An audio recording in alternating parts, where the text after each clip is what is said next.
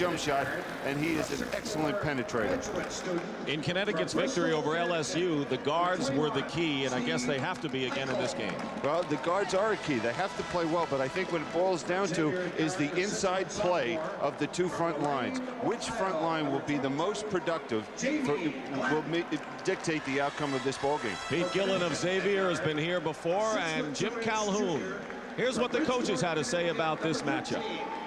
We've got to not allow the three guards, Davenport, Gladden, and Walker, to dominate us. I mean, they've been able to do that in every game. By that, by dominate, I mean simply they've controlled tempo and got every shot they seem to want to get. That's why they shoot 50% from the floor. So that's our number one key. Our number two key simply is on our offensive end to take advantage of the fact that we think we're a little bigger and stronger physically inside to get the ball inside more offensively. I think Connecticut's a tremendous rebounding team, so we have to rebound.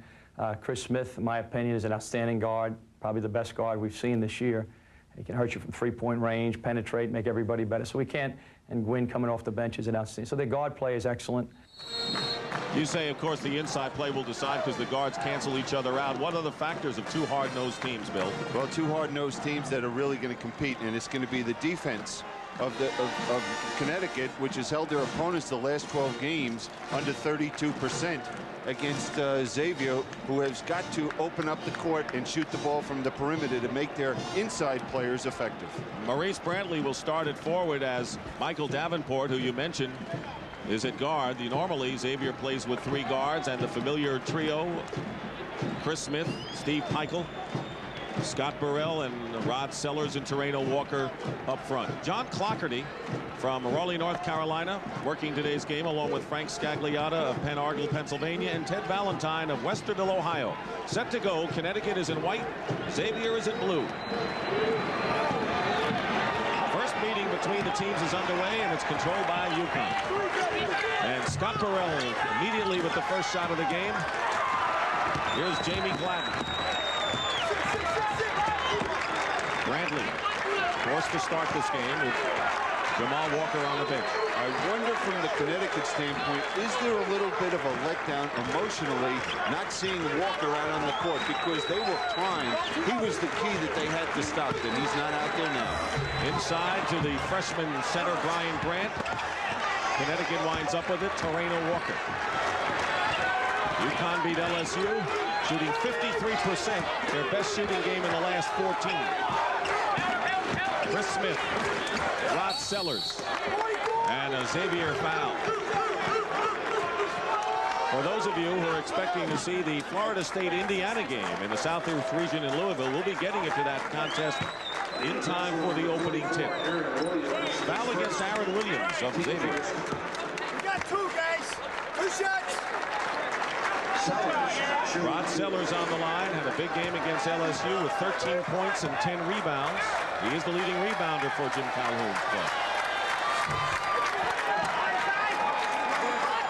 Now we'll get a chance to see how Davenport handles that pressure at the lead guard position.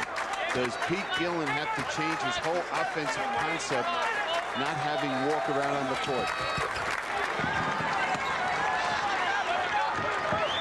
2-0 in favor of Connecticut. UConn, great pressure last year. Not quite the same kind of full court pressure this season. They don't have the same athleticism. Gladden throws the ball away, trying to get the ball inside to Brian Grant. Seton Hall of the Big East moves along. Big East has had a terrific, as I say, we hosted Georgia. The Pittsburgh lost to Kansas. The Big East 1-1 so far today. Off the screen is Chris Smith. Great feed to Sellers, the basket good, and another Xavier foul. You see Maurice Brantley is maxed up against Chris Smith. He just doesn't have the quickness to stay with him. And right here for the second time, he's able to find Sellers. This time he's able not only to get fouled, but to convert the basket. Brantley is a sophomore, and Chris Smith on the line, or Sellers is on the line, and a fine feed. Sellers off the top has all 5 of the Huskies' points. 5-0 to score. And here's that pressure, and this is where they miss Walker. He could just break it down on the dribble. They get it in low. Grant He had a great first game with plays like that. Second effort by Brian Grant, a freshman from Georgetown, Ohio. We've seen it so often in sports. When someone goes down, everybody else on the team has the ability to pick up and just add a little bit more to help the team to overcome that absence of the player. Steve Keuchel, number 21, the point guard, graduate student. Here's Burrell off the screen. Scott Burrell averaging nearly 13 a game, the second leading scorer for the Huskies. 7-2, Connecticut off to the early lead. Nearly a steal, and it was a steal. Terreno Walker deflected it off of Michael Davenport. And Pete Gillen doesn't like what he has seen so far, and he calls a quick timeout. They have to figure out how they're going to attack this full court pressure. Xavier. Beale Street and Old Milwaukee both mean something great to these guys. Beale Street means a blues festival and spicy barbecue, Memphis style. And Old Milwaukee means a great beer. Cold, crisp, Old Milwaukee beer and smooth, golden Old Milwaukee Light. There's nothing like the flavor of a special place. An Old Milwaukee beer. Old Milwaukee and Old Milwaukee Light. Just doesn't get any better than this. Yeah. Pontiac Grand Am. The best-selling compact in America can now be leased for only $199 a month. The 1991 Grand Am LE, driving excitement made easy, with an automatic transmission, air conditioning, stereo cassette, and no down payment. This may be the best time to experience the thrill of a 91 Grand Am for yourself. But don't wait too long. This is a limited offer, and at only $199 a month, they'll be moving fast. Now, United brings you the new World's Fair. Low fares to almost anywhere United and United Express fly. $69 to $159 to anywhere in the continental U.S. Hawaii from $149, plus great low fares to Europe and Asia. Buy your ticket by April 8th and travel between now and May 19th. Seats are limited and significant restrictions apply. So call your travel agent or United now for our new World's Fair. Come fly the friendly skies. It's a major reunion. Have we met before? When Simon & Simon's Jamison Parker catches up with Gerald McCraney. You're a Marine. That's right. Great way to disguise hair loss. Made to Dad, Monday. It's got to be frustrating, Bill, for Jamal Walker after 18 points against Nebraska to be out, and he is such a key cog for Pete Gillen here. Well, he's down at the end of the bench there trying to keep himself warm, keep that foot loose, so if he's called upon, he'll be as ready as possible. Xavier trying to take advantage of the turnover. Jamie Gladden slices in and a big block by Burrell. He had several against LSU. Chris Smith pulls up and hits a two-point basket, but Connecticut picking up where they left off against the Tigers on Thursday. And one of the problems they had at the latter part of the season was offensively, but so far in the 2 games in this tournament, they've excelled. Davenport misses, and another great athletic play by Scott Burrell. You know, of course, he's a pitcher in the farm system of the Blue Jays. Tipped out of bounds, and Xavier coming back. Well, here's Burrell coming over from the weak side, blocking that shot, keeping it in play, and it leads to 2 points for Chris Smith. He also leads the country in steals. And it could be a key man in this particular game, and it's off the knee of Brian Grant. Turns the ball over to Connecticut. What we're seeing right now is that Connecticut is really doing the job in the inside. They're cutting off the lanes, the penetration. They're doing an excellent job against the post-up play.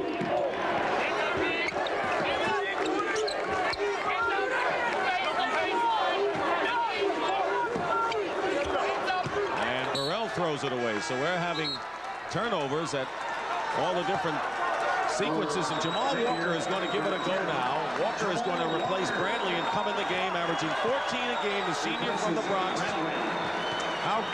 What do we expect from Walker now that the other key people couldn't do? Well, the question is, we're not sure what we can expect until he gets out there and he gets that foot loose. Another turnover. He's hobbling. Chris Smith lays it in, but he was hobbling as the lone defender against 2-1. The question is, can he get that foot loose enough? Sometimes when you get nice and loose, you're able to get back closer to full form. And the other problem is if he does do that, I don't know if Pete Gillen will be able to take him out because he might stiffen up. Jamie Gladden misses from outside. Scott Burrell the rebound. Gambling for the steal is Gladden, but it's Connecticut's ball. And we can see Walker just tentatively afraid to put any pressure on that foot, just hobbling. He can't even contest that move by Chris Smith. As Pete Gillen said, Jamal Walker is the cream cheese on our bagel. All those guys from Brooklyn have all those. Is that a great line? Yeah. Serena Walker with a great bounce pass inside to Rod Sellers, who has scored 7 of the Huskies' 13 points. Connecticut red hot from the field. Back in their zone. The thing about Connecticut, when they're in that zone, they normally put pressure on that jump shooter. Davenport misses outside, rebound Grant. But those are the shots that Davenport and Gladden have to hit. Xavier has won 6 in a row, their longest winning streak of the year. Won the Midwest Collegiate Conference regular season and postseason tournament.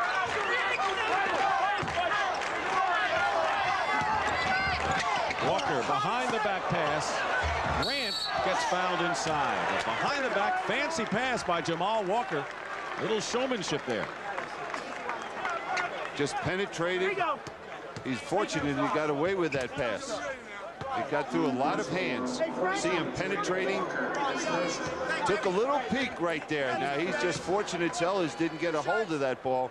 And it worked out with Grant on the foul line for 2 foul shots. Serena Walker picking up the foul, the first against the Huskies. And here's Brian Grant, 69% free throw shooter. Player who was hardly recruited. Brian Grant, but as a freshman, I know you can think he's going to have some big things before he's got a chance to be the finest player to come out of Xavier if he continues to grow physically as well as basketball-wise. Another point that's interesting is Aaron Williams and Grant did not play high school ball their junior year. Davenport on the interception, pull up by Gladden. And now the Musketeers coming back a little bit. You know, Muskies is a cross between Huskies and Musketeers. Just figured that out. Very good. 13-6 the score. Another turnover. So Xavier making it happen now. They fended off Nebraska in round 1 on an over and back. They get the ball back, and now they're trying to take a lead. Isn't it something when you watch teams play, they ignite themselves and get the emotion and the adrenaline going from the defensive end of the court, creating turnovers, blocking a shot. Those are the type of things that get things going. See Jamal Walker, who's hobbling early, just trying to get the thing underway and see if that right foot can handle it. Inside Brantley. Williams misses the tip, and there's Grant. 6 points for Brian Grant, who scored 15 points against the Cornhuskers in round 1. And what we're seeing is the front line of Xavier producing offensively, and this is something that was so important, Pete Gillen said, if they were going to have any chance of success against Connecticut. Xavier has scored the last 6 points after trailing by 11 early on. One big factor defensively now, the last couple of times down the court, Xavier going to that zone, they saw that Connecticut had too much success against their man-to-man. 10 seconds on the shot clock. Michael gets it into Serena Walker, and it's blocked inside. Grant got a piece of that ball. New clock as a result of that block. Michael saves it. Here's Smith for 3. Long rebound, and let's see what Walker does. Doesn't have his normal speed. Fights his way in. Blocked by Sellers. Got a little careless inside, and Scott Burrell back down, and the basket will count. And Scott Burrell. He is so impressive as a basketball player. He's always around the basketball, especially at the defensive end of the court, and he has that great speed when he gets to the open court. Steve Peichel goes out, and John Gwynn, the senior from Hillcrest Heights, Maryland, comes into the game. He had 17 points against LSU, which was his best offensive showing in the last 7 games. So Gwynn has come back as the big power off the bench on the scoreboard. And he's one of those players, you can tell very early what you're going to see for the remainder of the day. How he does on his first 2 shots. Burrell missed. In and out, Brantley, followed up by Grant. Brantley still has it. Basket will count and a foul. Xavier doing the job on the offensive glass against the Huskies. Whatever it was, all of a sudden they've become the aggressive team on the inside. Early in the game, that wasn't the case. Now here's Brantley getting that rebound off balance. Just sheer hustle on Xavier's part. Dan Cerulik, who's a 7-foot backup center from Williamsville, New York, has come into the game. And here is Maurice Brantley on the free throw line. Guy who really loves contact, was recruited for football and could have played college football. Not recruited that much for basketball, but loved the game on the hardwood a lot better. He was recruited by USC for football. Got one here, guys. One shot. Sellers committing the foul, his first. Xavier with a 6-1 lead off the offensive board. And they were down 13-2 at one point, now down only 15-10. Here's John Gwynn. Xavier coming back. Officials are letting them play. Walker. Rebound Gwynn. And with teams like this who play hard-nosed, tenacious ball, it's a good thing. Burrell goes for three. It's got it. Scott Burrell, who hit 35% of his three-point shots, now with 7 points, tied with Sellers for the scoring lead for UConn. Burrell has the whole package today, defensively and offensively. Walker inside finds Grant, and a foul against Connecticut. Scott Burrell, and that will be his first personal foul. Xavier's been able to get the ball inside to Grant. Now, one thing Grant's got to do is he's got to power the ball up and not flip it up towards the basket. Michael Davenport replaces Jamie Gladden in the lineup for Xavier. The higher seed has won in all but 9 Southeast regional games. Oklahoma State, with Eddie Sutton, advances to the regional semifinal in East Rutherford. First time the Cowboys have made it since '65.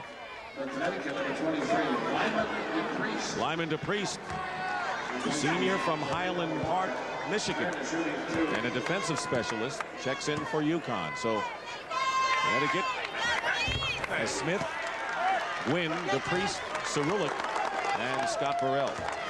We have to keep an eye on DePriest as well. In their opening game, it appeared that he hurt his leg, and we'll just have to watch and see if there's any side effects from that injury. Ryan Grant has 8 of the 12 Musketeer points thus far. 6-point lead for UConn. Burrell trying to hit another three. Line drives it. Rebound by Brantley. Musketeers, who have won 6 in a row, their longest winning streak. And have a forced shot by Brantley. Rebound Cerulik. Cross-court Gwynn. Good feed to Cerulik. Batted away by Connecticut. It'll be Xavier ball. Xavier's got to have a little more patience offensively. They forced the last couple of shots. They have to look to go inside.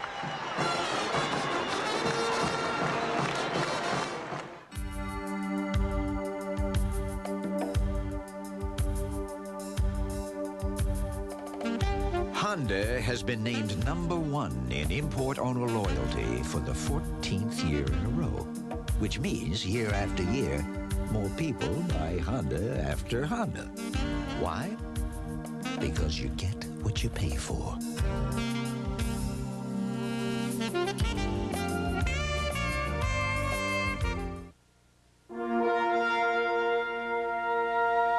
The power of untapped, untouched potential.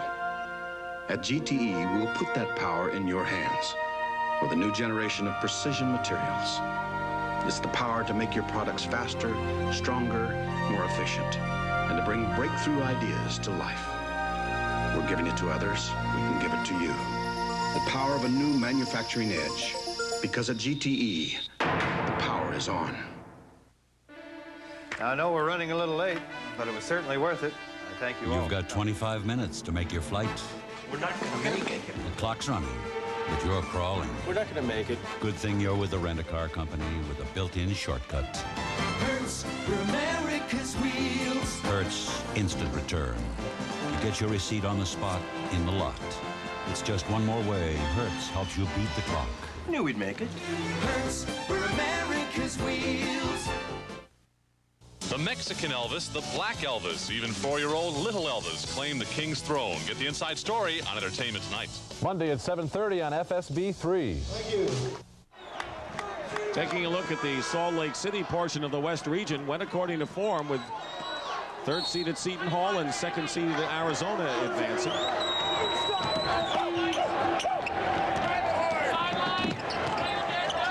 Wayne Wilson, sophomore from Milwaukee, big banger, come in the game now for Xavier. And a foul, no basket. In the East at College Park, Maryland, Oklahoma State and Temple. They advance to East Rutherford, New Jersey. Oklahoma State, a third seed. Not a big surprise, but Temple at number 10 is. Syracuse was knocked off by Richmond, and the Owls beat the Spiders today. Lyman DePriest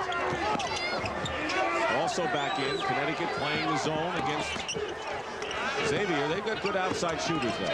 They do. So far, there's only been 1 or 2 opportunities, though, for Xavier to shoot that three-point shot, and they've rushed them, and they haven't been able to make them. 6-point lead for Connecticut. Grant keeps it alive, and he's fouled. So, funny, Xavier is not hitting well from outside, but their inside people are doing a better job than expected. It's a crazy game, isn't it? You know, rushed again. That shot was rushed. Xavier is shooting 4 for 17 from the field, but already Brian Grant, the freshman, has 5 offensive boards. And DePriest barely saves it in time. Nearly halfway through this first half. Now what Xavier is saying to Connecticut is, let's see if you can beat us with the jump shot. Ball deflected off the foot to Gladden, goes the distance. And a rebound by Burrell, and it's still Connecticut ball. Scott Burrell, no wonder he blocks so many shots at 6'7", plays like he's almost a 6'11" now. Up and down the court, every phase of the game, he is just excellent. Ron Sellers, who scored 7 points for Connecticut to spark them to an early 11-point lead, has come in replacing Dan Cerulli.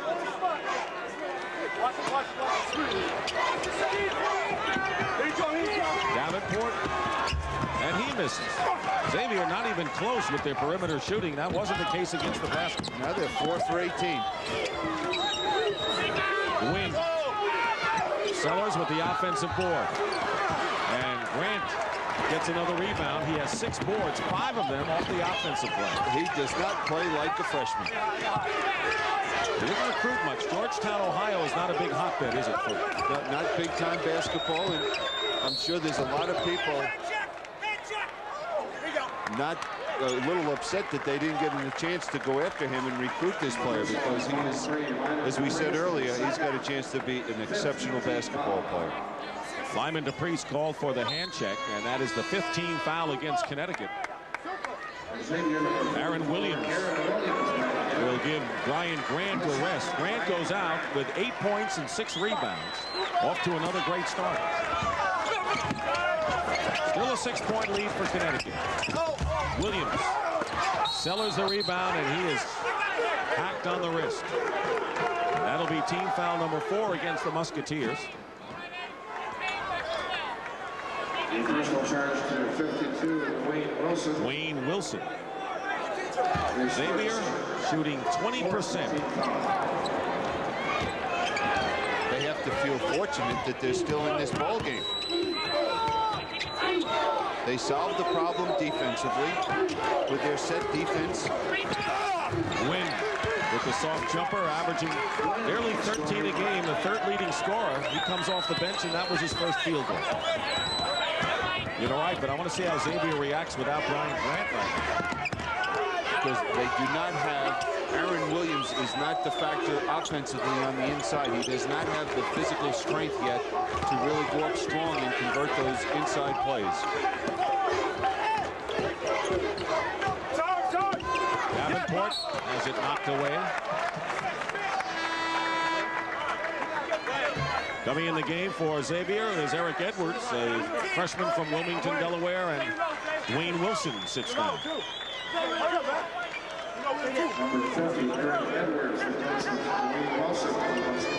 Winner of this game will face Duke in Pontiac, Michigan in the Midwest Regional Semifinals next Friday. Xavier's had upset wins in recent years over the likes of Georgetown and Missouri and Nebraska in the first round of this one. Davenport misses a three, and it's stuffed through by Maurice Brantley, the former football player. That's the type of play that can ignite a team, get their energy going, and that's what they're going to have to do right now. Xavier's going to have to create their offense from the defensive end of the court because they're shooting the ball so poorly.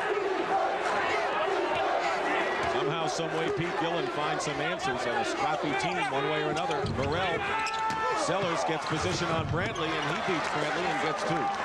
One of the problems when you play a zone, we've seen it by both teams now, they are vulnerable to the offensive rebound. 9 points for Rod Sellers. Burrell and Brantley matched up. And there is Edwards with the jumper. Eric Edwards at 6'8".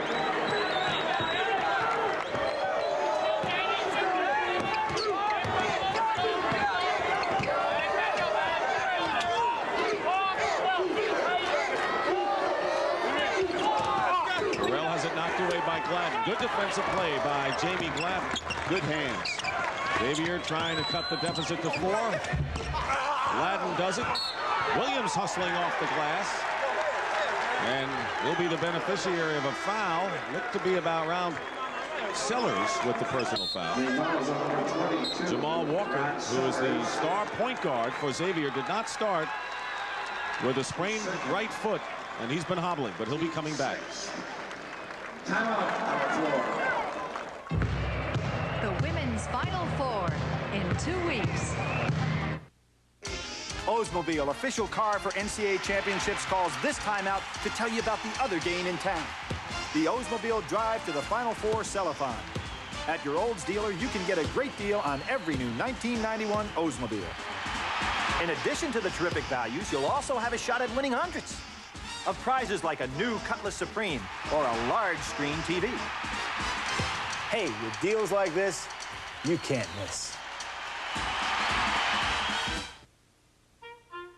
In financial matters, as in life, everybody's different. Different needs, different goals. The Principal Financial Group understands. Our financial services are as unique and individual as you are. Personalized solutions that offer each customer an advantage. That's the Principal Edge. It's made us one of America's largest. So for diversified products that fit your financial needs to the letter, look for the Principal Edge. No better way to face the day. When the sun comes up, then I'm feeling fine. Cause the AM surely is my favorite time. The morning belongs to Speed Stick. It's what to reach for, to prepare, to prevent, to protect. Speed Stick, 110% protection. No better way to face the day. No better way to face the day. Speed Stick, 110% protection.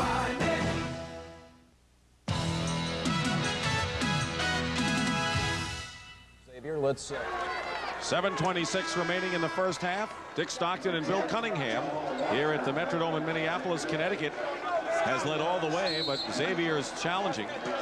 They're inbounding the ball. Jamal Walker feeds inside, and now it's a 4-point game as Maurice Brantley now with 6 points. And he's done a fine job finding out that he was going to start today just a few minutes before game time, coming in, and he's been helping this team a great deal offensively because they have not been able to get any production from anyone else except for Grant. Steve Heichel, the point guard, is in there. 3 guards in there for Connecticut with Heichel, Gwynn, and Chris Smith. Trying to see if that's the answer to get Connecticut going again. They had an 11-point lead early in the game. Gwynn gets inside and scores.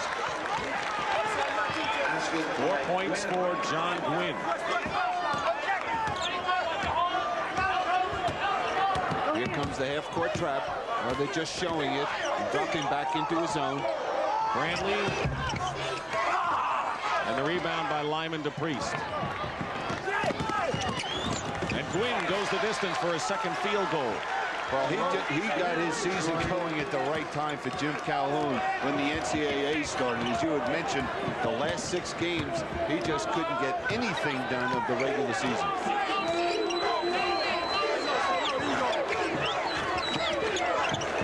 (26-18), Connecticut leading with 6 minutes to go in the first half. The Musketeers, a 14th seed, the highest seed still alive in the NCAA tournament. It's good defense right now by Connecticut.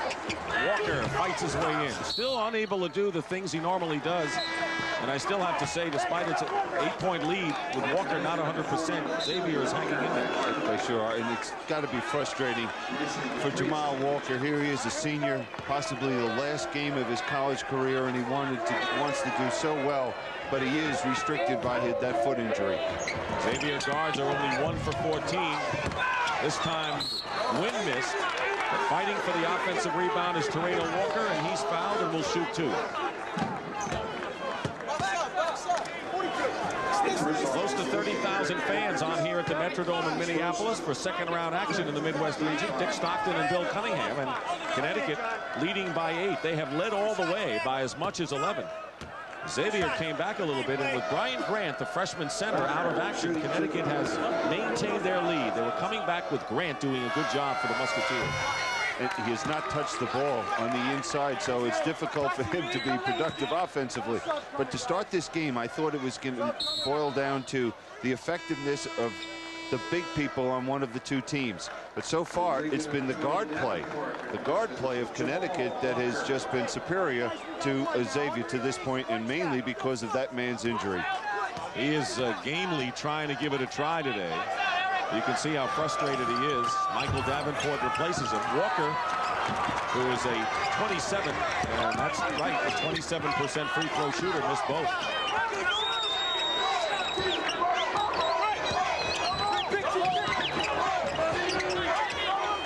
Tipped by Walker. Grant back in the game. And Williams had a great chance, but he couldn't handle it inside. Coming right back. Chris Smith misses, and a foul called against Brian Grant of Xavier. That'll be his first personal. That's the second time now. The last 2 possessions for Connecticut, we've seen them able to get to the offensive boards. That'll send John Gwynn to the free throw line. Grant had 15 points and 10 rebounds against Nebraska. Not a shooting foul.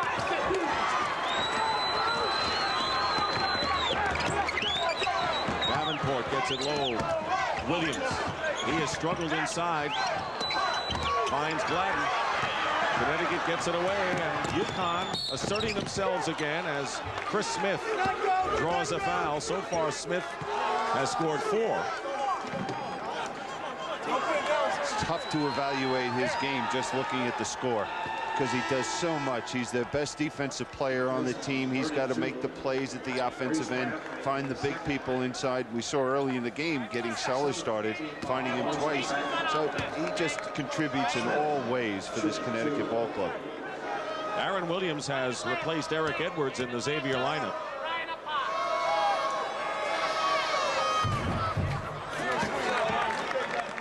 You know, you talk about how the big people would have to come through with maybe an even match of the guards. Brian Grant is the leading scorer for the Musketeers with 8 points, and Rod Sellers has 9. So the respective centers are the high scorers right now. That's not always the case with these teams. No, the guards usually are the ones that step forward and outscore the others. Lyman to Priest. Replaces John Gwynn. Scored 6 off the bench for UConn.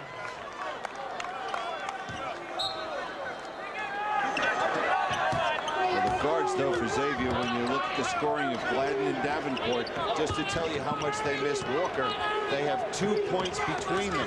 That just tells you the value of Jamal Walker to this ball club, his ability to create and find them for the open jump shots. Davenport, Gladden, and Walker combined are 1 for 14. Now, right there, we saw the bread and butter play for Jamal Walker. The pie screen at the top. Gladden not able to run it properly. Grant misses a close inside shot. Connecticut with a 10-point lead, looking for their biggest of the game. And Chris Smith gives it to him with a 3-point basket. The second three-pointer by UConn, and it's 31-18 with 4 minutes to go in the first half. The story so far, we know that he hit that jump shot, but it's been the defense of Connecticut. They're just not allowing anything easy for Xavier. Ditto after the LSU effort. Same kind of deal. Another defensive effort, and Lyman Dupree steps in front, but he'll commit a Connecticut foul, and that will be the Huskies' 7th team foul. So both teams in a bonus now. Is it not on Dupree? They call it on Brantley instead, and that is a big turn of events because Maurice Brantley, who had to start with Walker out of there, has now picked up his 3rd personal foul and goes to the bench.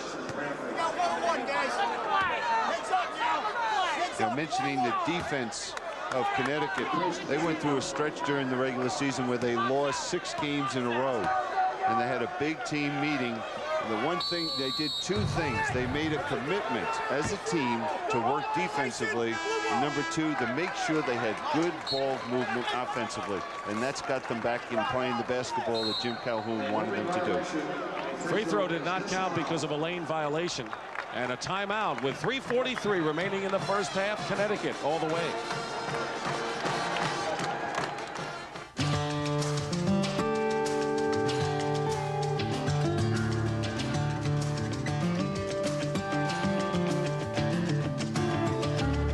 Lexus LS400 is equipped with a very sophisticated suspension system, which makes it seem like it's riding on rails, even when it's not.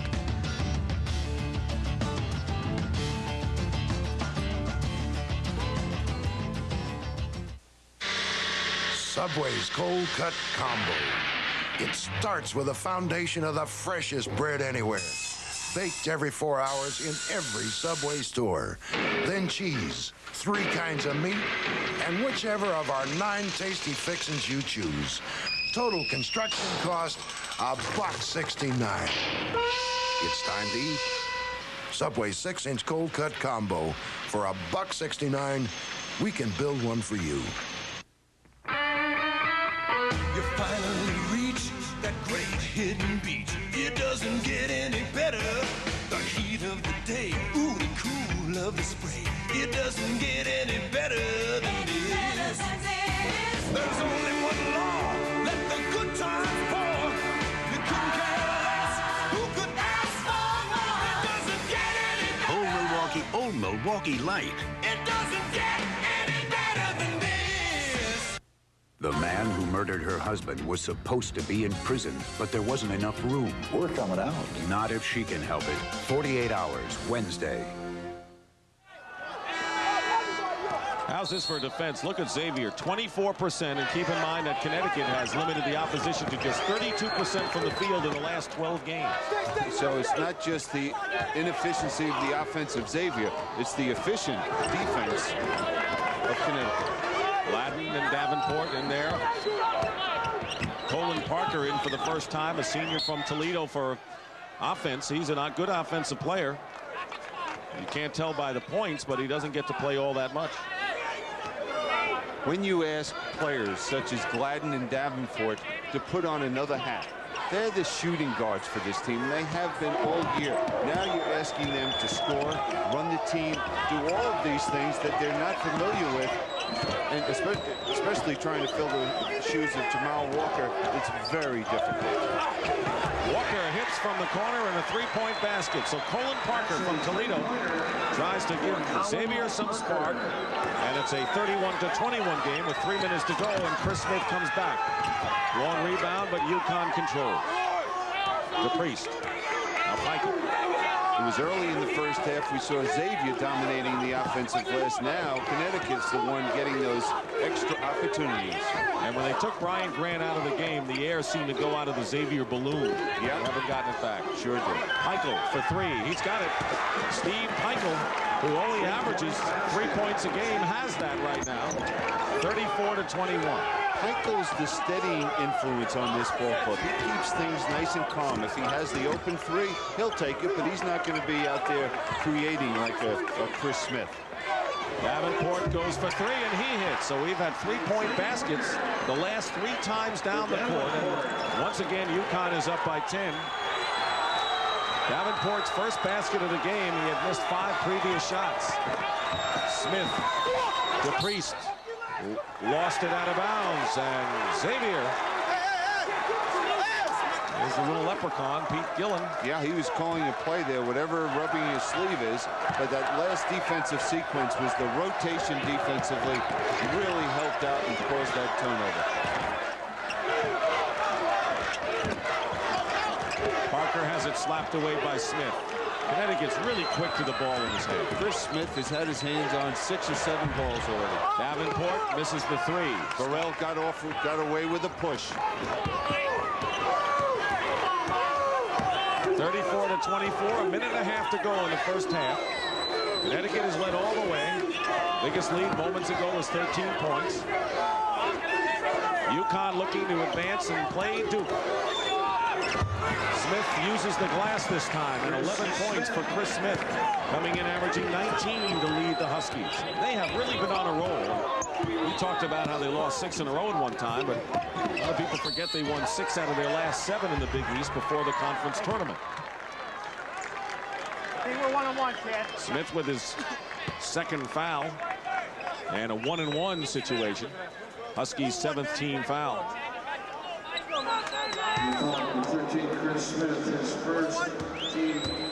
Jamie Gladden will go to the free throw line. John Gwynn replaces Lyman DePriest in the Connecticut lineup. So here's Gladden, who is averaging 16 points a game and the leading scorer for the Musketeers. He came from a really successful high school program in Lorain, Ohio. They were unbeaten for several years. Missed the front end, however. Now Connecticut's going to a 3-guard offense.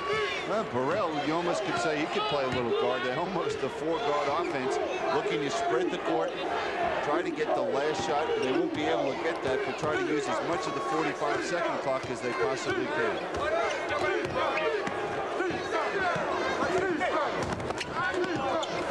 Wouldn't be a bad idea right now to try and get the ball in the hands.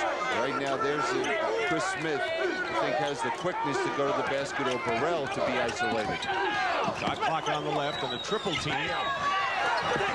Terrell Walker gets the loose ball.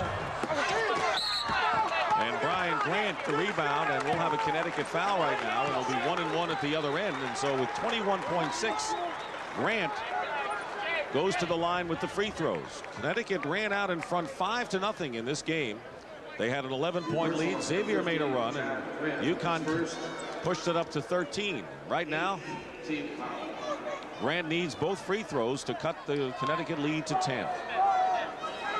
In the southeast region, in Louisville, Kentucky, Indiana facing Florida State. Kansas has already advanced to Charlotte, and Florida State in a surprise leading so far 23-16. Grant missed the front end.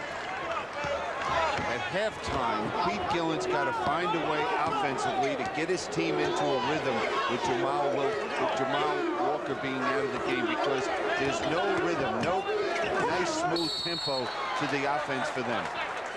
Connecticut got a little careless there and turns it over. That's the 11th turnover by UConn. You wouldn't know it by looking at a 12-point lead with seconds to go in the half. And traveling against Aaron Williams. 1.1 seconds showing on the clock. Finding a way to get Gladden and Davenport into the game offensively. Maybe some screens, doing something to free them up. John Gwynn misses at the buzzer, but Connecticut has to be pleased with their play in the first half. And that is the end of the first half with the score. Connecticut 36 and Xavier 24. CBS Sports exclusive coverage of the NCAA Basketball Championship will continue after this message and a word from your local station. CBS Sports exclusive coverage of the second as we start the second half. Florida State 38, Indiana 30. The question, has Pete Gillen been able to figure out what he can do with his ball club to generate some offense? Scott Burrell along with Steve Peichel, the point guard, Rod Sellers, Chris Smith, and Terreno Walker out there for the white-shirted Huskies. Smith with a turnaround, throws up the air ball, and there's Grant with the rebound. Brantley loses the ball to Burrell. Burrell is always around the basketball. It's just some people have that knack and that presence on the court. Chris Smith, rebound Brantley. Either he swats it away, steals it from somebody, or gets a rebound or scores. I want to see his fastball and a slider. Toronto Blue Jays will as he goes back to the Class A Farm Club at St. Catharines, but he'll be back in Connecticut next year for sure. Williams inside to Grant. Double team foul. And Pete Gillen knows exactly what he has to do. Get it into Brian Grant, who had 8 points to lead Xavier in the first half. We're at the Metrodome in Minneapolis. Dick Stockton and Bill Cunningham, early seconds of the second half. The winner of this game in Connecticut is up by 12. Will go on to play Duke in the regional semifinals in Pontiac in the Midwest on Friday. Terreno Walker with personal foul number 2.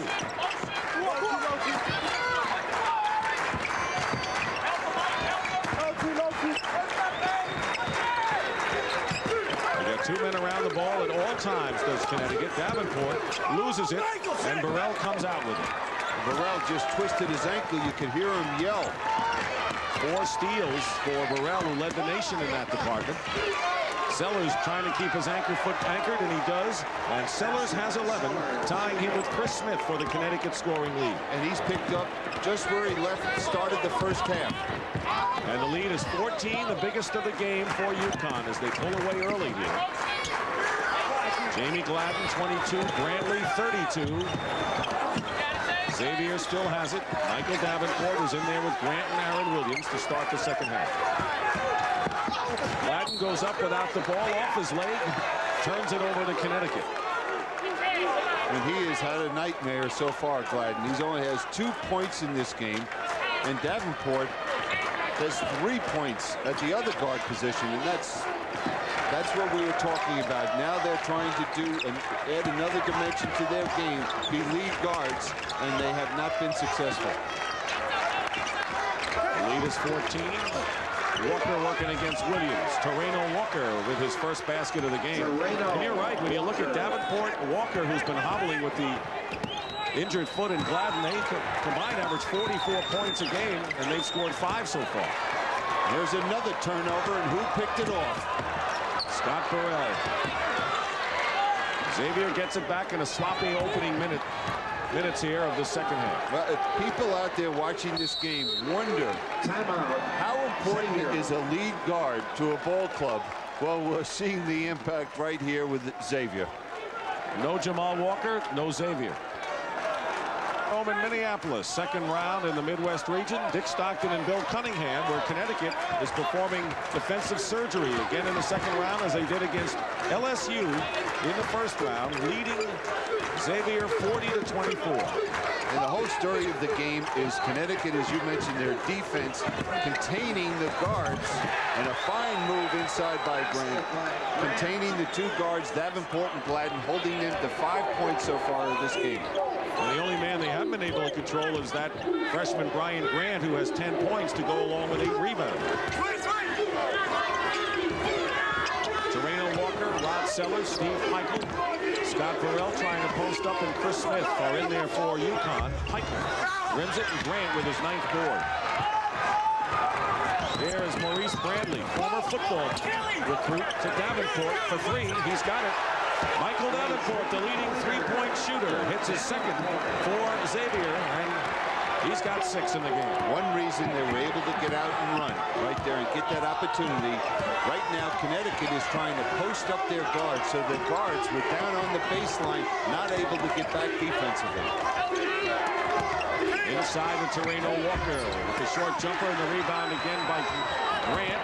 That's 10 rebounds for the freshman from Georgetown. He's playing like he's been in college ball for 3-4 years. Big time down the court for the Xavier team. Grant is fouled and will shoot 2. And this is the best spark that the Musketeers have shown throughout this game. Connecticut has hit from the perimeter, and Xavier has not, and a lot of those have been layups on the fast break. Xavier shooting 31%, but that's been a familiar story for Connecticut in recent weeks. Well, in the last 12 games, Connecticut has held their opponents to 32% from the field. Winner plays Duke in Pontiac in the regional semifinals on Friday. Here's Brian Grant, a freshman. A freshman going on 23. The way he plays out there, he's stepping forward and taking the leadership role for this Xavier team right now. Against the taller Nebraska team in round 1, he was the prominent big man for the Musketeers. 7 in a row run off by Xavier, and it's a 9-point lead.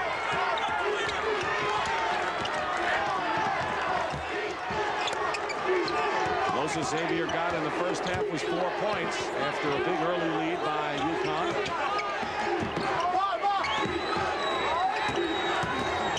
Grant trying to defend against Sellers and fouls him.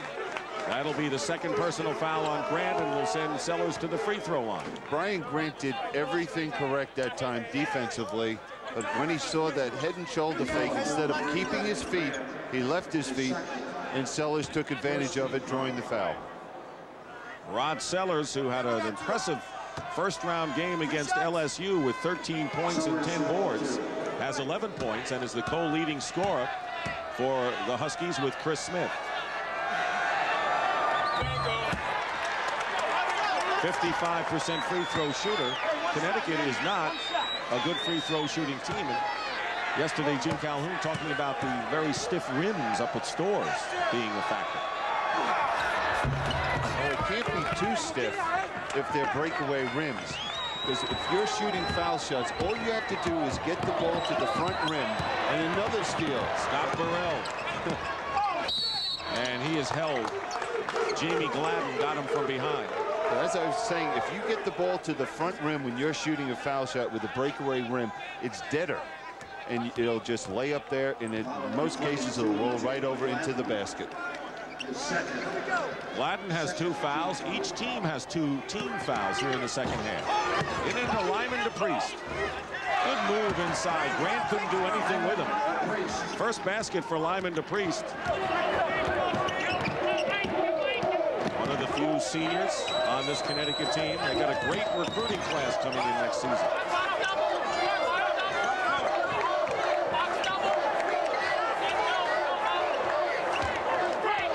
Xavier's got to move the ball, execute their offense. Good defense right there. Chris Smith stepping out and denying Gladden the open shot. Davenport has it blocked from behind by Scott Burrell into the hands of Steve Peichel. There's another fine play by Burrell. You feel like you're repeating yourself. You're repeating yourself at the defensive end when it comes to Burrell. Again and again. Chris Smith drives in, and the offensive foul is the call against Chris Smith, and that will be foul number 2 against the leading scorer for Connecticut, Jim Calhoun. What a week he had last week. He was tossed out of the game against Georgetown in the tournament and had 15 stitches in a jogging accident in Pittsburgh. Unfortunately, he didn't get hit by that car. Brantley tried to get it to Williams too hard on the pass. He was trying to avoid a car right coming up near his hotel in Pittsburgh. And he heard the car behind him, and he dove to get out of the way of the car and hit his head on the curb. He said he'd do that again, though, if he knew he could get a win here today. It just tells you something about the mentality of a coach, doesn't it? You would know. John Gwynn has come into the game for Connecticut.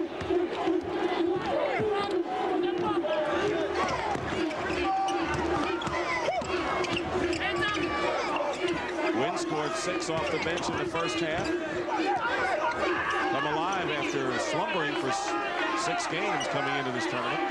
One thing that's picked up is Xavier's defense. They're doing a much better job with their man-to-man defense in this second half. Now they have to figure a way to stop them and convert some breaks. Lyman DePriest. He's done well inside, and he basically contributes on the defensive end. That's right. So this is a big plus for Jim Calhoun, getting some offense from DePriest.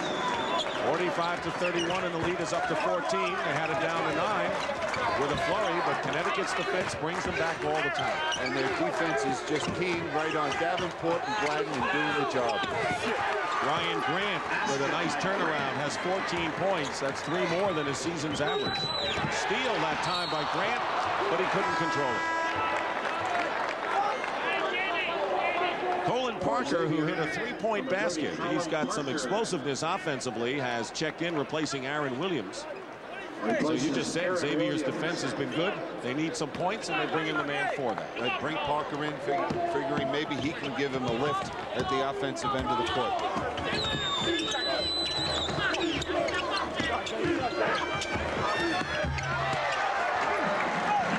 John Gwynn. 8 points for John Gwynn. 47-33. Huskies maintain a 14-point lead.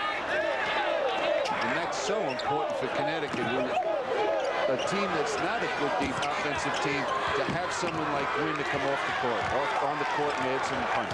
Big swarming defense by Connecticut forces the 17th turnover by Xavier. Smith inside, and it's Sellers with the basket.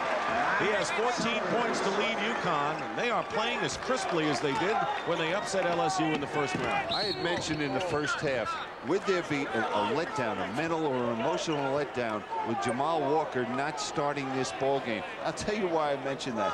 It's just human nature for players when they see a missing key player to have that letdown. When I was coaching, I'll never forget the time we played the Los Angeles Lakers for the World Championship, and Kareem Abdul-Jabbar missed the game. Well, what happened was we just weren't emotionally at the same level. And other players, namely Magic Johnson, stepped up their game a notch or two and beat us. So if you'll have a letdown, you need someone to... So far, we haven't seen that from you. No, that's the thing that's so impressive to me today. Colin Parker hits. That's a 2-point basket from the corner. By the way, Scott Burrell goes down to the bench with 3 fouls, and Cerulic replaces him. Burrell with 5 steals and 2 blocks. Gwynn unable to handle the pass from DePriest. Xavier coming back, 49-35, with 11.5 minutes to go in the second half. Still Connecticut's ball, and we're going to take a break here with a fine turnout, 28,114. What's his condition going to be? That's going to be an important factor coming into that game. Davenport misses outside, and the rebound fighting is Dwayne Wilson, who has just checked in, and he is fouled and will go to the line. Wilson, a 6'8" sophomore from Milwaukee, gives him physical presence and will shoot.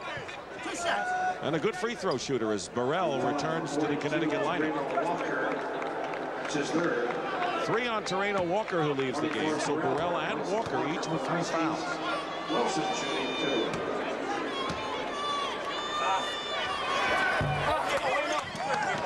Xavier has won 6 in a row, trying to keep it going. They upset Nebraska, the 3rd seed in the first game, but Connecticut, now it looks like 11th seed may have been too low for the Huskies, as the possession arrow will favor the same way. And when you look at the success that conference is having so far in the tournament, you're exactly right. That maybe that Big East is so tough, where they beat each other up and they get each other ready for the tournament. Parker controlling outside. All over him is DePriest. Missing the 3 was Gladden. And a whistle and a foul. Dwayne Wilson with the elbow, and that will be against the Musketeers, and that'll be their 3rd team foul with 11 minutes remaining in the second half. Pete Gillen, going to this game, said that he needed some offensive production from his big people. Well, he's got some of that. The thing he never expected was his guards to be scoring and being so inefficient out here on the court today. John Gwynn travels, and you're right, but when you lose Jamal Walker, who is out with the sprained right foot, that really took a lot out of this team because they depended on him so much to break down defenses, and who knows what would have happened. Walker just couldn't do it today. He's the creator. Davenport sailing to the basket. 8 points for Davenport, who came in averaging 14.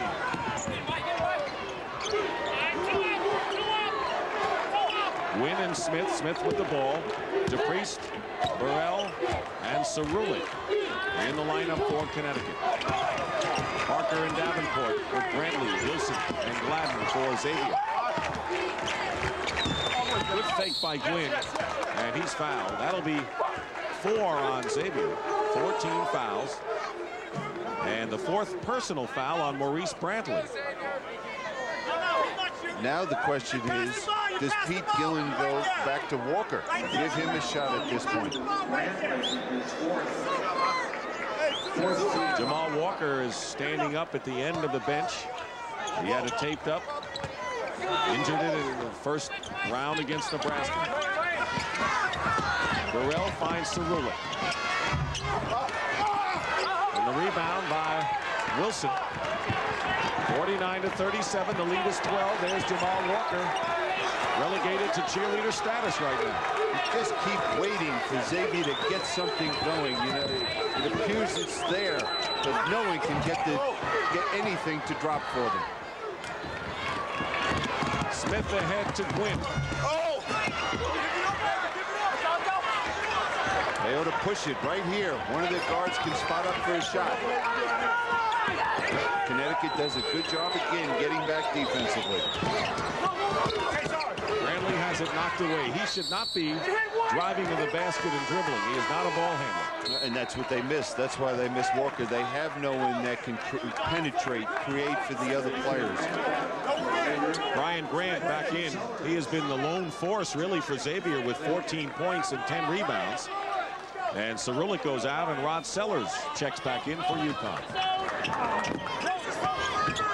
Steal, another one by Scott Burrell. 6 in the game, leading the nation.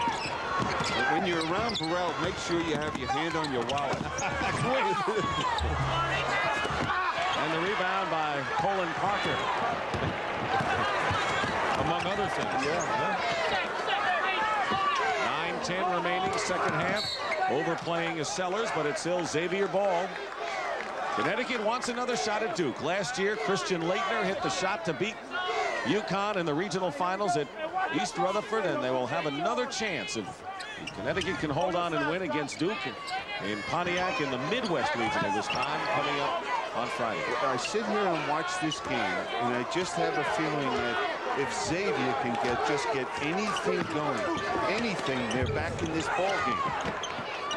Tipped away, it's still Xavier ball. Parker missed the 3, and Sellers a little mad at himself for batting the ball with no particular purpose. Xavier from 3-point range is 3 for 13. That's been one of their weapons this year.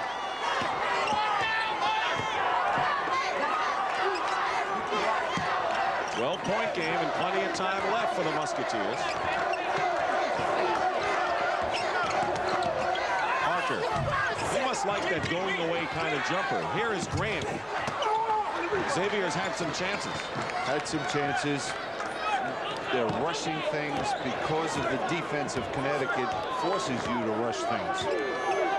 Connecticut held Xavier to under 30% shooting in the first half. Win.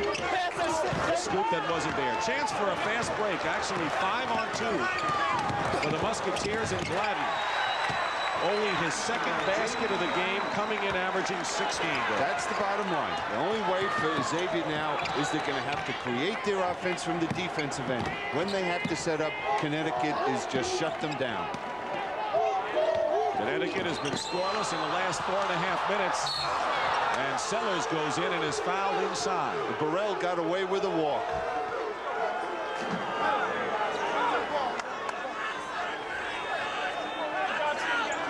DeHare, key man for Seton Hall.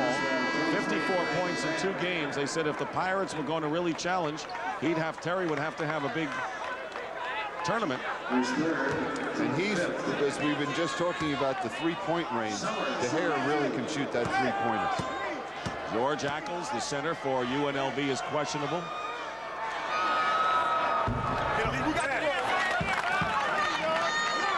Steve Peichel has returned to the game.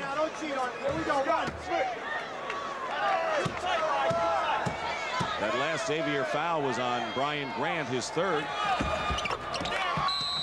Sellers makes both free throws, and with 7:44 remaining, Connecticut holding on to that margin of 12. Dick Stockton and Bill Cunningham back here at the Metrodome. 79,221 watched these first 2 rounds in 3 sessions, and the Final Four will be here next year, and they set it up just the way it'll be next year. Indiana has taken the lead from Florida State. They were down by 9 in the first half, but the Hoosiers are in front. Of the dome stadiums, I think this is the best one for basketball. Davenport misses Parker, but the rebound by Burrell. Why is that? People are closer to the court.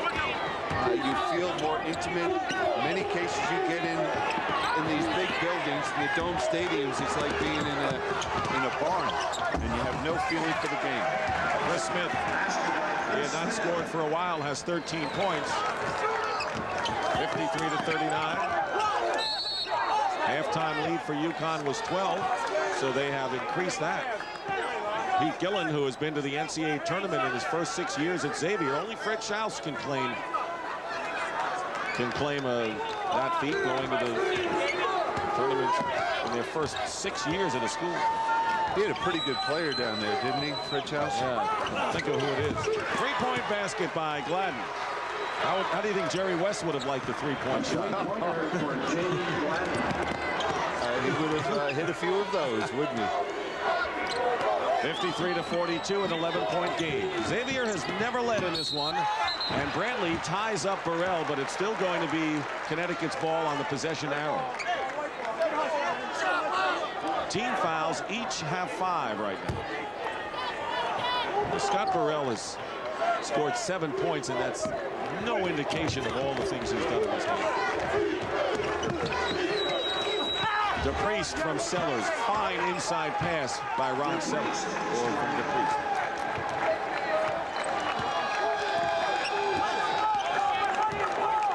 Man-to-man defense. Flat. Hit a 3 moments ago. Grant. Parker open for the 3.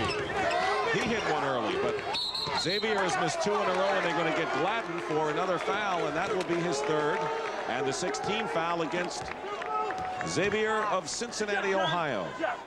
What frustration for Xavier. When they do get the good open shots, they can't knock them in and get themselves back in this ball game.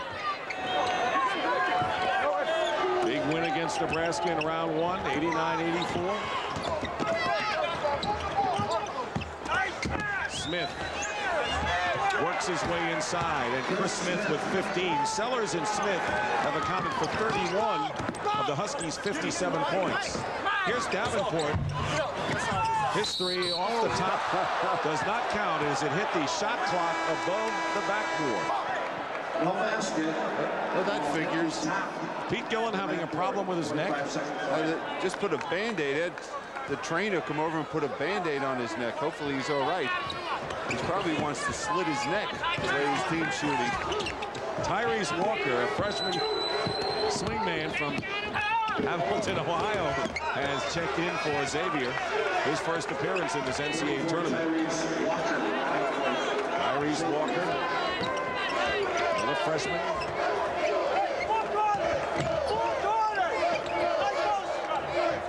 Yes, Jim Calhoun, when do we know your team is playing their best basketball? And he says when we're aggressive but under control defensively, which we've seen them today, and we have good ball movement. And that's another thing we've seen from them today. And it was hit out of bounds, last touch by Connecticut, but we saw good ball movement there. Good. trying to use that 45-second clock and use it and get a good shot. 15-point lead. Biggest lead was 16 for Connecticut, and Xavier cut it to 9 when they hit a couple of threes. Connecticut is firmly in control with 4:40 remaining in this second half. Slapped away by Michael. I'm not going to say who stole the ball either. Was it Burrell? I'm not saying it. Chris Smith. He has gotten a lot of layups today. 17 points, and now he becomes the leading scorer for the Huskies. So this is a different team, no Doug Hennefeld or Tate George, but Connecticut looks as good as ever. They've adjusted their defense. They don't have that overall quickness they had. He did it again, didn't he? Scott Burrell. Another steal for Scott Burrell. The two games that we've had today, two teams moving on, Connecticut and Duke. Key to their games has been their defense. Good, hard-nosed defense for 40 minutes. And neither one of them trailed.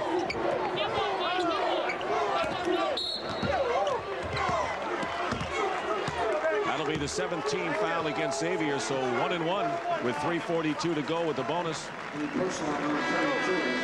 Jennifer Persico sits on that bench and prays. She's a team manager, but more than that, she dates Jim Calhoun's son, Jim Jr., who lives in Chicago. She's got to be alert to get water for players leaving the game, but she likes to pray every time one of the Huskies is on the free throw line, and Chris Smith is on the line now. One thing, though, Chris, if I offer some advice, is it always helps the praying as long as they can shoot foul shots. It also helps if Smith is a 71% shooter.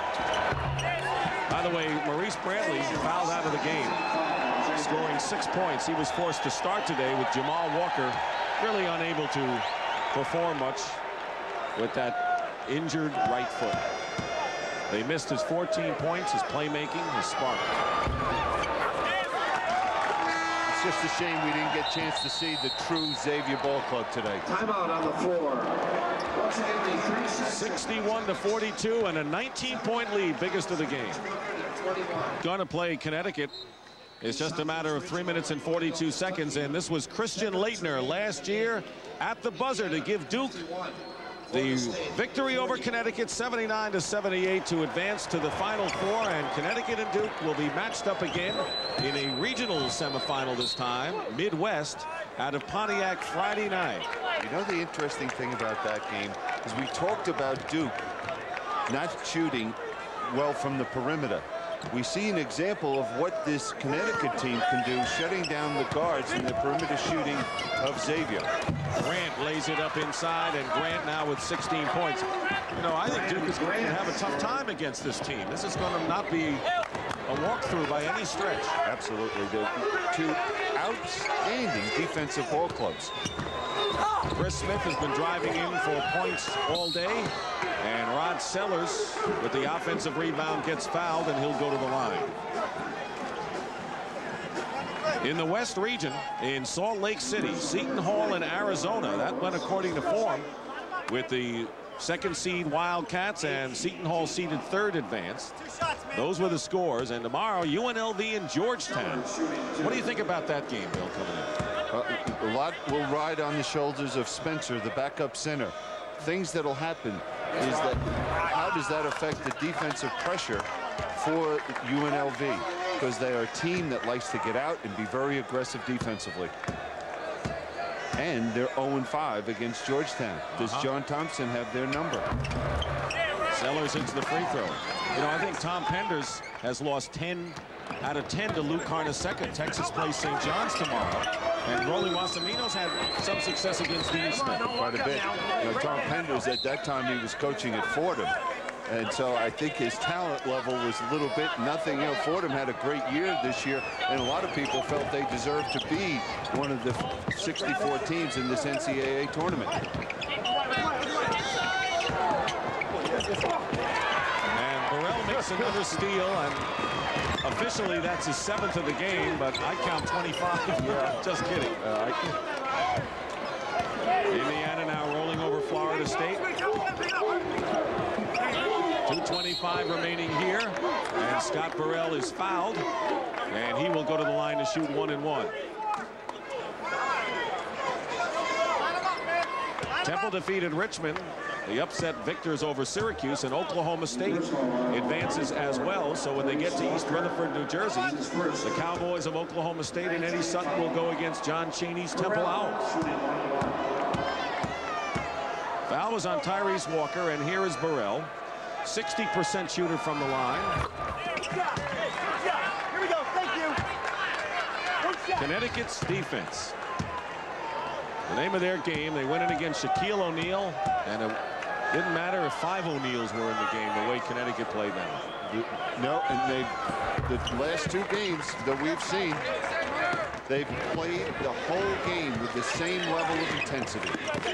Biggest lead of the game right now, 20, as Gladden misses a 3, and the rebound by Sellers. Xavier shooting 33% from the field. They were a 49% shooting team coming into this game.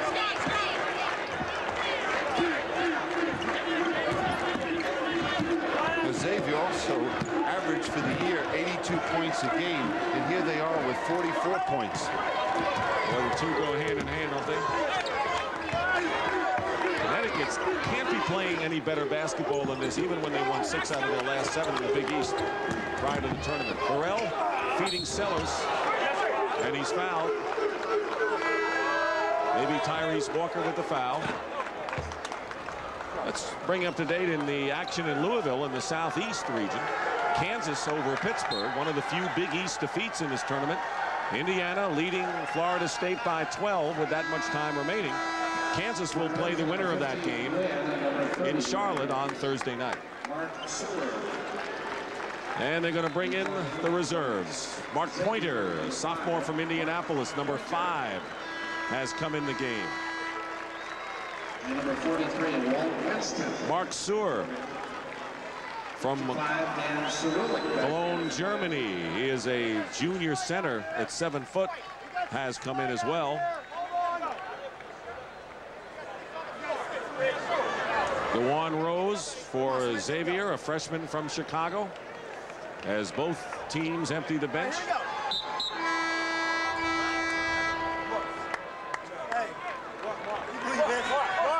Well, Xavier would have had their hands full had they been 100%, but with Jamal Walker unable to go with the injured foot, there was no way. And Brian Grant leaves the game, a freshman from Georgetown, Ohio, who had 16 points and 12 rebounds, and he will be back.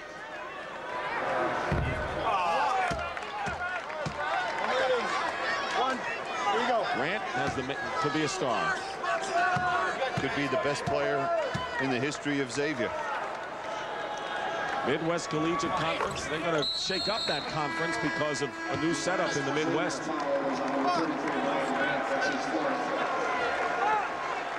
Sellers leaves the game, and what a contest he had. 18 points, 7 over a season's average, and 7 rebounds.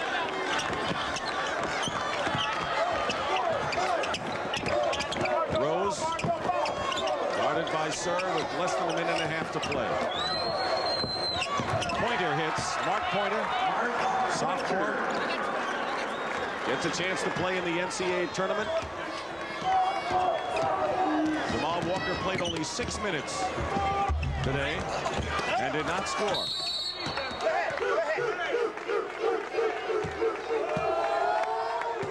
So the lowest seed, number 14, alive coming into this game, goes by the boards. And Connecticut at number 11. Right now, maybe the lowest seed still going.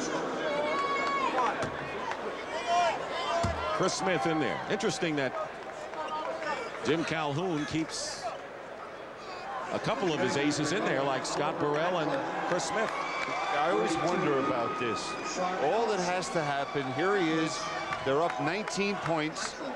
If Chris Smith twists an ankle, or Burrell get hurt, now Burrell is going out, there goes their seasons and a chance to compete against the Duke Blue Devils. Sean Ellison, a freshman from Hartford, comes in for Burrell.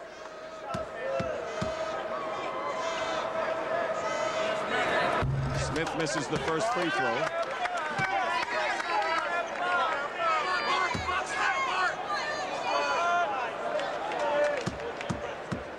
Chris Smith makes this foul shot, he'll be coming out right now.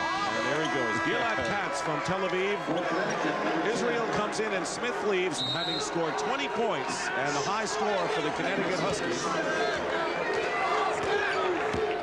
Oliver Macklin, a sophomore from Bridgeport, also in there for Connecticut. DeJuan Rose hits the baseline shot with under a minute to go. 66-48. Xavier 30 points under their season's average because of UConn's stifling defense this afternoon. John Gwynn misses. Tyrese Walker. Rebound by Soar. Eric Knopp, a sophomore from Louisville at 5'9", is now the point guard for the Musketeers.